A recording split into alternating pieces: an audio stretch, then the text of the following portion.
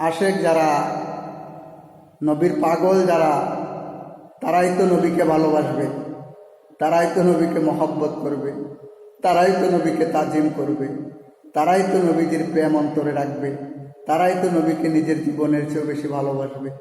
বেঈমান মুনাফিক যারা, তারা কি নবীকে ভালোবাসবে?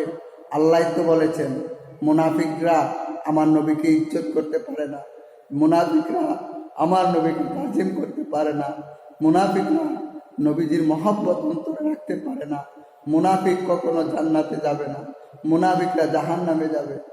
ইমানদার যারা, নবীর আশিক যারা, তারা অবশ্যই জান্নাতে যাবে, তাদেরকে আল্লাহ জান্নাত দিবে। আমার রসুল বলেছেন, যারা আমি নবীকে ভালোবাসে, আমি রসুল তাদেরকে ভালোবাসি, আমি রাসূল তাদেরকে জান্নাতে নিয়ে যাব। জান্নাতের মালিক আল্লাহ, জান্নাতের মালিক বানায় দিয়েছেন আমার রাসূলুল্লাহ সাল্লাল্লাহু আলাইহি ওয়াসাল্লামকে।